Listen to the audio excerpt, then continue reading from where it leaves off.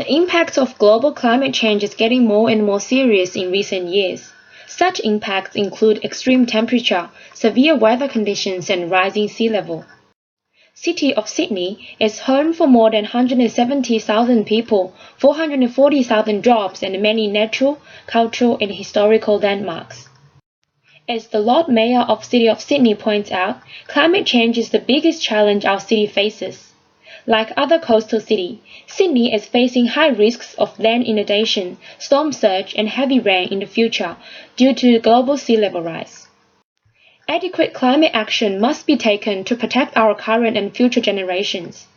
In order to best protect our cities, both mitigation and adaptation strategy in planning is essential.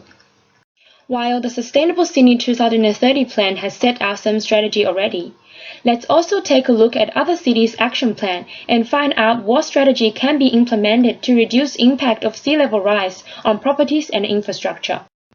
Boston is selected as the case study city because of its distinctive similarities to Sydney, as well as its relevance to the research topic. Similar to Sydney, Boston is surrounded by an ocean coastline and appears to be highly vulnerable to sea level rise. However, because of the city area of Boston is having a much lower elevation, Boston is at a much higher risk. In terms of mitigation, a set of policies were established to reduce municipal greenhouse gas emissions since 2007. The City of Boston has set an ambitious goal to reduce municipal greenhouse gas emissions 25% by 2020 and 80% by 2050.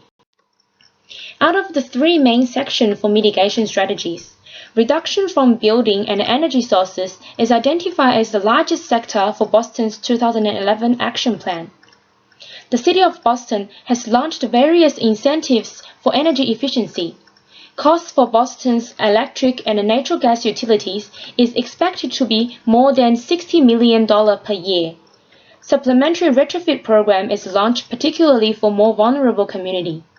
Moreover, in order to maximize community engagement, government has quickly developed a network of partners, public advocate campaign, and management structure. Furthermore, other supporting policies like a statewide surcharge on oil consumers and oil-related energy efficiency programs are proposed. Last but not least, a 20% renewable energy requirement is established for new planning standard.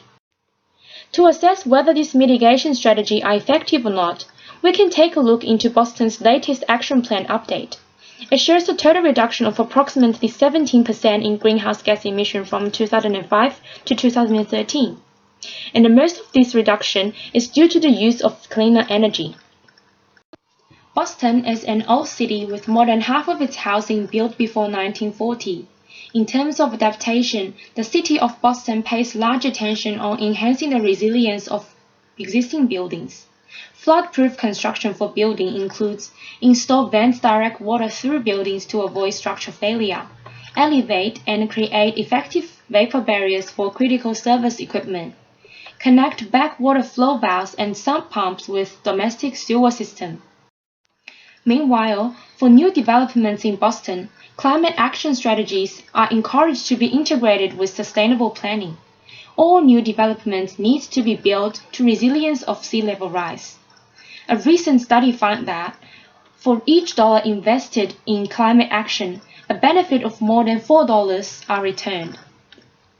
Here are some transferable actions and recommendations. Firstly, as the City of Sydney has already set targets on reducing carbon emissions, it is recommended that the city to break down several stage goals and update the action plan regularly to ensure a flexible and robust plan for unknown future conditions. Besides, surcharge, retrofit, and public education are some examples of parallel strategy that can be implemented while focusing on reducing greenhouse gas emissions. Vulnerability of existing built form needs to be assessed, and the specific protection policies can be applied to minimize loss and impact. Ensure all new developments are built to be resilient to sea level rise, minimize future effort for upgrade or improvement. Urban planners should be encouraged to think outside of the box to revolve the traditional adaptation and mitigation strategies. Besides, Another key lesson we have learned from Boston is that the government action involves an interplay of programs for implementation at federal, state, local level, and private parties. Effective implementation of government policy is highly dependent on the voluntary participation of resident, business, and community.